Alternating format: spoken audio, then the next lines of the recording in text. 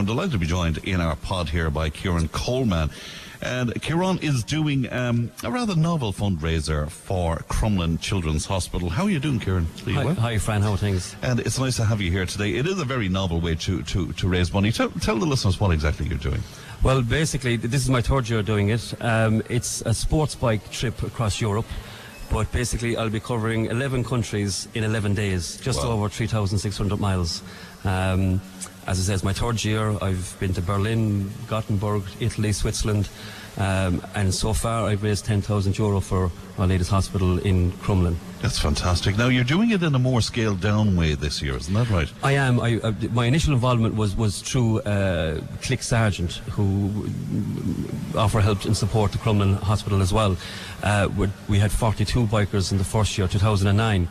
And again, last year, numbers were down, but we had a big support team following us. Yes. And I've thought this year that, given the recession that we're in, that as much money as possible should be directed to the hospital directly. Yeah. So this year, myself and 4 of my friends that I've met through these trips from Belfast, they're taking it as an annual holiday to support me on the road.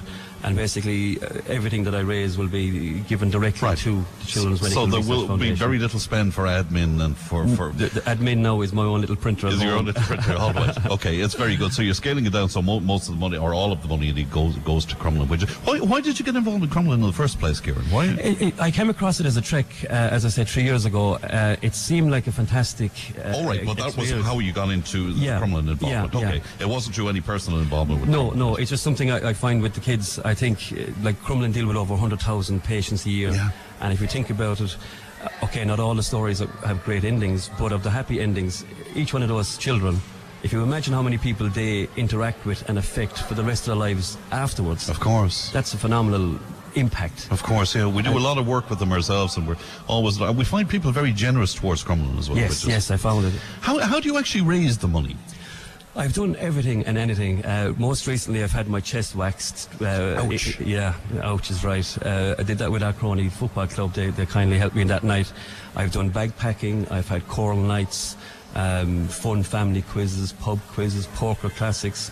At this stage now, if you ask me to stand on my head over there in the corner and give me money, I will do it. I will try it anyway. And what else have you to do before you leave? What other fundraisers? Well, there's one more event which at the moment we're in negotiation stage at this stage, so I can't really plug it at this stage. Right. So I'm hoping to have something fairly big before I go. Okay. And will you let us know about that? So I will, we of can course, plug it for you. Thanks very much.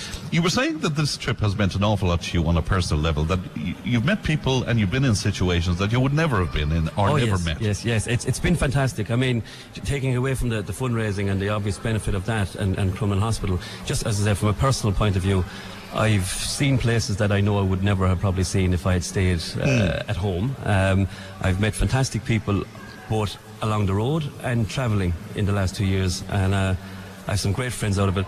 I've been over the Alps, I've been underneath the Alps, I've been to Berlin, Gothenburg, all in a shoestring, all with a bike held together with duct tape at times.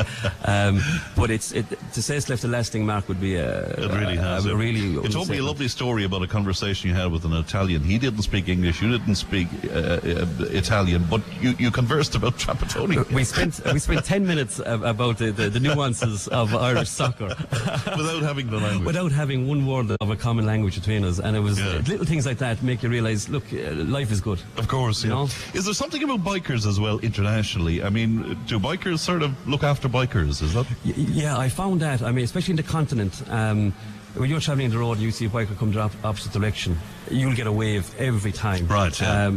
Especially I found with the Irish number plate on the back of the bike. Go on. It doesn't matter who they are. I've had conversations with middle-aged couples that once they've seen the Irish number plate, an old woman appeared out of a ditch in Belgium one day. We were stopped to the side of the road.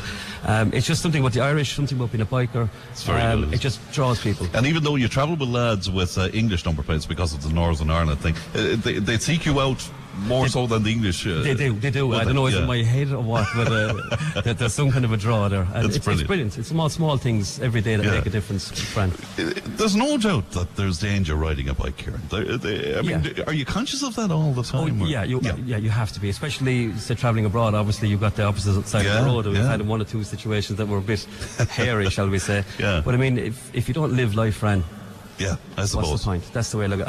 I have 3 fantastic kids that I come home to, I have to come home to, I need to come home to. Right. So you're going to take care. Well, I enjoy myself. There's a bigger picture and everything. Yeah. You know? So, all right. So finally, then, how can people help you? Well, basically, I have a direct fundraising page set up with the Children's Medical and Research Foundation, which is the fundraising arm of Our Lady's Hospital in Crumlin. Now, you can find that on www.cmrf.org, or I have a dedicated Facebook page, Twisting the Throttle. And that's twisting without the G, basically.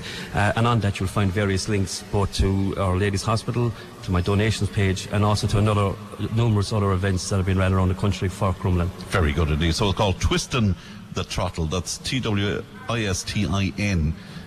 the throttle, and that's all one word. That's all one word. That's all one word. Okay. Can we wish the very best? Will you keep us up to speed on how you're getting on? I'll be delighted. All right. Yeah, thanks very much. Because it sounds exciting, and I'd love to be heading off with you, even though my bike skills now would be rather poor. Kieran, lovely to see you. Thanks very much indeed. That's Kieran Coleman. It's called Twisting the Throttle, and do what you can for him, won't you?